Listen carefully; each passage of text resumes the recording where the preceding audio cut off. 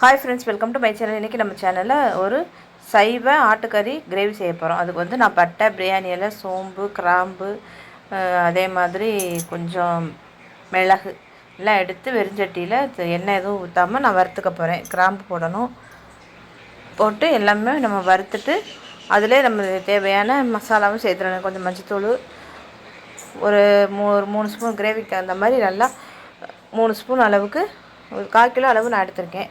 அதனால் 3 ஸ்பூன் அளவுக்கு மல்லித்தூள், மிளகாத்தூள், மிளகுலாம் நம்ம போட்டுக்கிறனால நான் ஒரு 1.5 ஸ்பூன் அளவுக்கு மிளகாத்தூள், கொஞ்சம் மஞ்சத்தூள் எல்லாம் போட்டு இதில் லேசாக வறுத்துட்டு நல்லா ஆற வச்சுக்கிட்டு நான் வந்து மிக்சியில் சேர்த்து நான் தண்ணி ஊற்றி அரைச்சிக்க போகிறேன். இந்த பேஸ்ட்டு தான் இந்த சைவ ஆட்டுக்கறி கிரேவிக்கு ரொம்ப முக்கியமானது. ஸோ அதனால் நம்ம நல்லா வறுத்துக்கணும், கரிஞ்சிடக்கூடாது. வறுத்த உடனே அப்படி நம்ம வச்சிட்டோம்னா சட்டியில் உள்ள சூட்டுக்கே வந்து நம்மளுக்கு மிளகாத்தூள் ஒரு மாதிரி கரிஞ்சு போன மாதிரி வாசம் இருக்கும். நம்ம டக்குன்னு அடுத்த ஒரு பிளேட்டில் இதை வந்து நம்ம மாற்றிடணும். லேசாக சூடு வந்தால் போதும் மசாலா ஐட்டம் போட்டு. ஏன்னா எல்லாமே ட்ரை ஆனது தான், அதை நம்ம அதனால் லேசாக சூடு பண்ணிக்கிட்டோம்னாலே நம்மளுக்கு போதும். வறுத்துட்டு நான் எடுத்து மாற்றி வச்சுட்டு அதுக்கப்புறம் வேற ஒரு கடாயில் எண்ணெய் ஊற்றி, எண்ணெய் காஞ்சதும் இதில் வந்து நம்ம முதல்ல பட்டை, பிரியாணி எல்லாமே நம்ம போட்டு அரைச்சிருக்கறனால இப்போ பட்டை எதுவும் போடலைன்னா, பிரியாணி இலை மட்டும் ஒரே ஒரு இலை மட்டும் போட்டுட்டு நம்ம வெங்காயத்தை சேர்த்துக்க போகிறோம். வெங்காயம், பூண்டு கட் பண்ணி வச்சுருக்கேன். இப்போ நம்ம அதையும் சேர்த்து நம்ம நல்லா வதக்கி விட்டுக்கணும். நல்லா பொறுமையாக நம்ம அடுப்பை வந்து மீடியம் ஃப்ளேமில் வச்சு வதக்கணும். அதே மாதிரி நான் சின்ன வெங்காயம் தான் சேர்த்துருக்கேன்.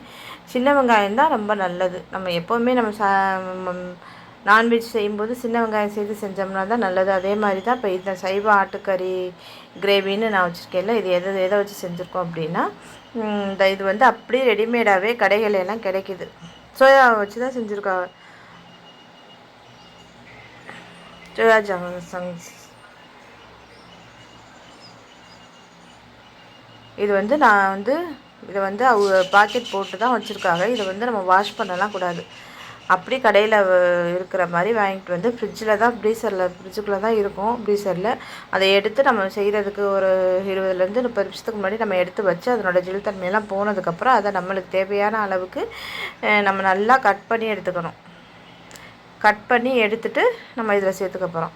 வெங்காயம் நல்லா வதங்கினதுக்கப்புறம் ஃப்ளேவருக்கு 2-3 பச்சை மிளகாய் போட்டுட்டு நான் ஒரு பெரிய சைஸ் தக்காளி இருந்தால் 1 போடுங்க. சின்ன மீடியம் சைஸ்னால் 2 தக்காளி சேர்த்துக்கலாம். சேர்த்துட்டு இது வதங்குறதுக்கு கல் உப்பு போட்டு நல்லா வதக்கிறோன்னு இஞ்சி பூண்டு பேஸ்ட்டு 1 ஸ்பூன் அளவுக்கு தனியாக அரைச்சி சேர்த்துருக்கேன். எப்போவுமே நான் வந்து இஞ்சி பூண்டு பேஸ்ட்டு அரைச்சி நான் ஃப்ரிட்ஜில் ஸ்டாக் வைக்கிறது இல்லை, அப்பப்போ அரைச்சி சேர்த்துக்கிறது தான். எப்போவுமே எங்கள் வீட்டில் நாங்கள் அப்படி வைக்க மாட்டோம். இந்த மாதிரி நான் இந்த சேஃபுக்கு நான் கட் பண்ணி எடுத்து வச்சுருக்கேன். இப்போ நம்ம நல்லா கிரேவி எல்லாம் நல்லா வந்து எண்ணெய் பிரிஞ்சு வந்ததுக்கப்புறம் கடைசியில் இதை போட்டுட்டு இதுவும் வேகணும். நம்மளுக்கு வெந்து நம்மளுக்கு சாஃப்டாக வரணும், நம்மளுக்கே தெரியும். அது மாதிரி நம்ம ஒரு 10-20 நிமிஷத்துக்குள்ளே சாஃப்ட் ஆகிடும். ஆனால் ஃப்ரிட்ஜுக்குள்ளே வந்து நம்ம எடுத்து முன்னாடியே 1/2 ஹவருக்கு முன்னாடியே எடுத்து வச்சா தான் அந்த இது கிடைக்கும். நம்ம அப்போவே போட்டு செய்யக்கூடாது. அதுக்கப்புறம் இதில் கருவேப்பிலை சேர்த்துட்டு தக்காளி நல்லா வதங்கிடுச்சு. இப்போ நம்ம வந்து முதலே வறுத்து வச்சுருந்தோம் இல்லையா, அந்த மசாலாலாம் நல்லா தண்ணி ஊற்றி நான் இந்த மாதிரி பேஸ்ட் மாதிரி அரைச்சிட்டு நம்ம இதில் சேர்த்துக்க போகிறோம். சேர்த்து நல்லா மிக்ஸ் பண்ணி விட்டுட்டு மிக்ஸி ஜாரை அலசி சேர்த்துட்டு நல்லா மிக்ஸ் பண்ணி விட்டுறணும். மிக்ஸ் பண்ணி நல்லா ஒரு மூடி போட்டு நல்லா கொதிக்க விடணும்.